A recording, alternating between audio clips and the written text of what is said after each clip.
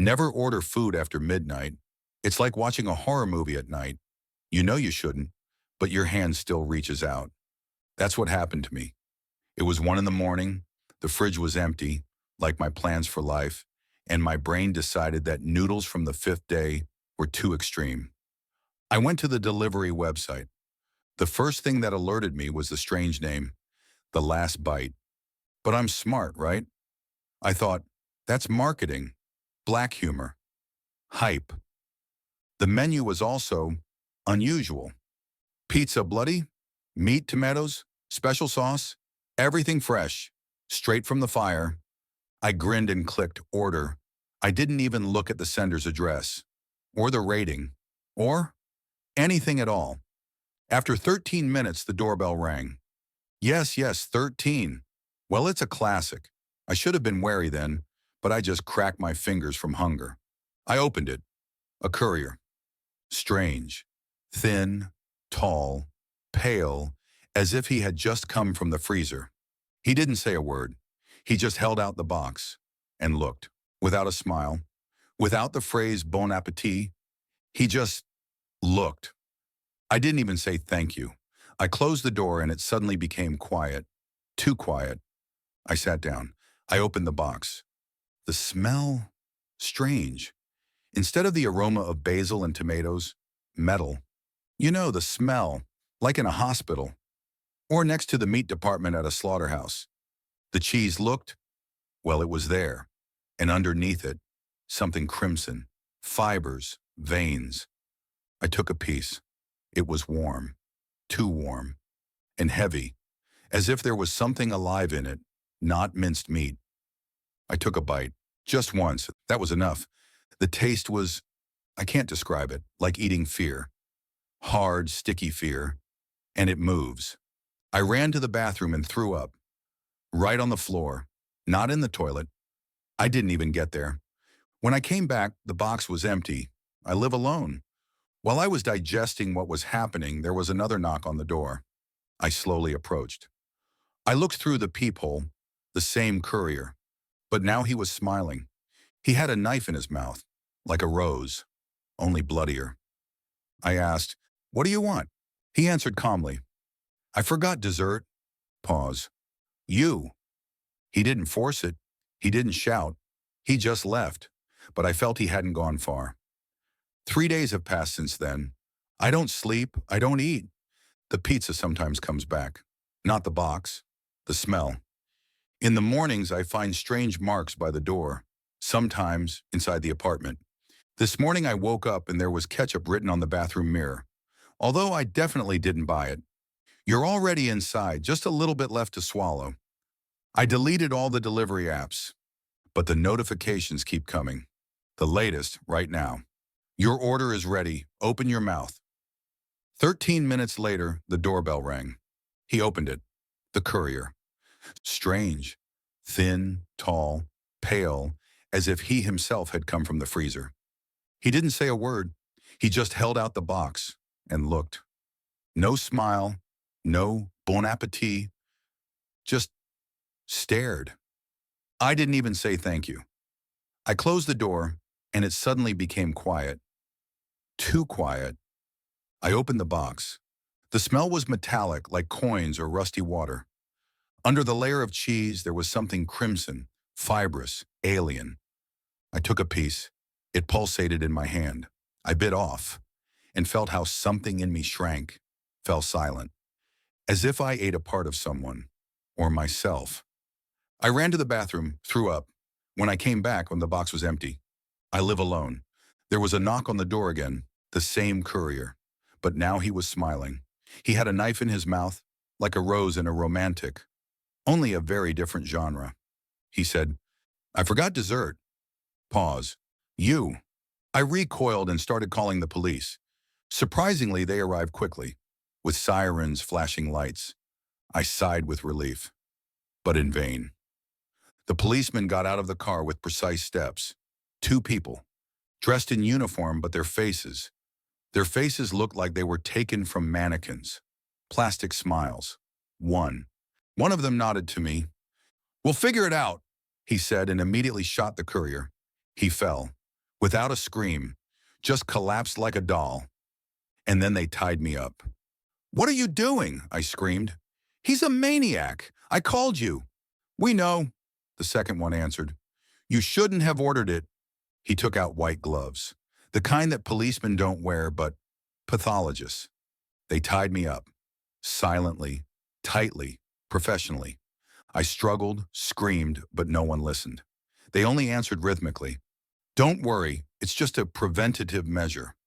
We often do this to those who ate something forbidden." Then they opened the trunk. There was a coffin in it, a real one, lacquered, with my name on the plate. "How do you know my name?" I screamed. "We always know our customers." They answered and smiled. They laid me in the coffin. They closed the lid. Darkness. Silence. Only footsteps. The hum of a machine. And the sound of someone continuing to chew. At the last moment, before the lid slammed shut, I heard, "Thank you for choosing us. Your last order has been delivered." Darkness. Silence. I was lying in the coffin, tied up, paralyzed with horror, and not only from it. I felt my heart beating somewhere in my ears, but my body seemed to refuse to obey. My fingers did not move. I tried to scream, but my mouth did not obey. Only a strange taste remained, metallic, like a battery, and something else, bitter, chemical. And then it dawned on me. This was not just pizza.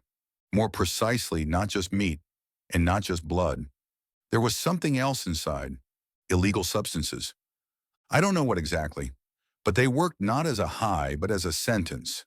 They switched off the body and the brain, one area after another, as if someone methodically turns off the lights in the house, room by room. And I realized, this is not just murder. This is a ritual. I was fed a slow death. The pizza was bait, the courier was bait, and the police were disposers. All this is service.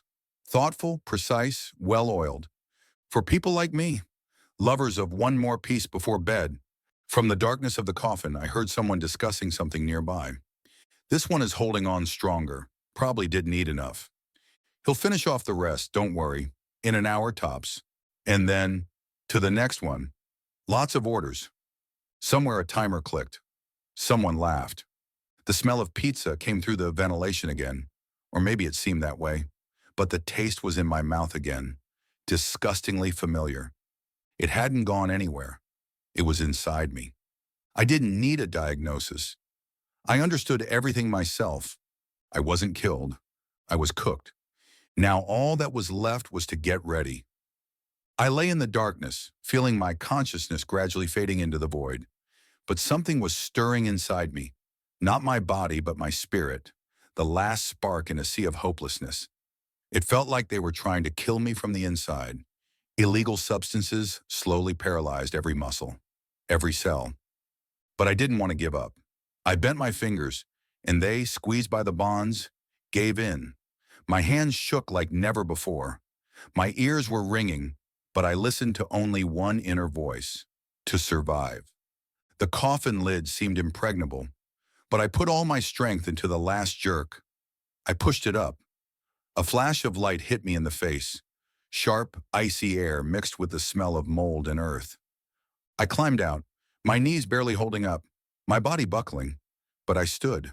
Staggering, I went out into the street, where the night was thick and impenetrable.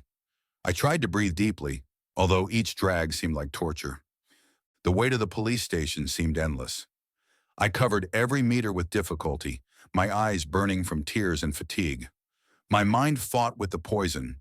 It was still trying to kill me, but I clung to life as to my last hope. When I burst into the department, it was quiet, except for the quiet ringing of the phone and muffled footsteps. I almost screamed, showed my hands the box with the remains of that very sinister pizza, and asked for help. At first, the employees looked at me like I was crazy. The story seemed incredible. Pizza with human flesh, a killer courier, fake police officers, a burial in a coffin. But my hands did not deceive. There were traces of abrasions and bruises, traces of unknown substances. On my face, I looked like a shadow of myself. One of the officers called forensic experts in an ambulance. An investigation began. The test showed the presence of prohibited substances in my blood, which paralyzed the nervous system and gradually killed the body. Only then did someone understand. I was not crazy, but the victim of a carefully planned criminal scheme. But even here, I didn't feel safe. The officers talked about a ghost police that no one sees, but that works in the dark, eliminating those who know too much. They explained to me that such cases are just the tip of the iceberg, that organizations that trade in death under the guise of ordinary services and agencies roam the city. And I realized that my story was just beginning. The real fight is to survive and reveal the truth. Because somewhere out there, in the shadows, a new order is already being prepared. And I am the only one who can warn others.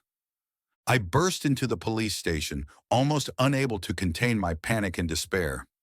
I told them everything, about the pizza with blood, the courier who did not say a word, about how they tied me up and tried to bury me alive. I showed them my hands, scratched with traces of dirt and traces of strange substances. I tugged at the box with the remains of the pizza, trying to prove that this was not just a fantasy. But the officers looked at me as if I came from another planet. Their faces were cold and indifferent. One of them leaned back in his chair, sighed and said, not hiding his irritation, "Young man, you are probably tired and confused. Or maybe you have watched too many movies. We are dealing with real cases, not fantasies about kidnappings and fake police. You should go home and rest." Another added mockingly, "If you want, we can call a psychiatrist for you." I felt something burst inside. My heart sank, and my throat burned with the fire of humiliation. I was simply thrown out, as an unnecessary witness to my own horrors. I went outside, and the cold night air hit me sharply in the face. The city seemed more dead than ever. People were rushing about their business, not noticing my pain and fear. I walked aimlessly, helplessly trying to figure out what to do next, and then one person popped into my mind, an old acquaintance of mine whom I hadn't seen for a long time. He had always had common sense, and I knew I could rely on him. I called. The voice on the other end of the line was calm but attentive as I laid out the whole truth, leaving no doubt about the seriousness of the situation.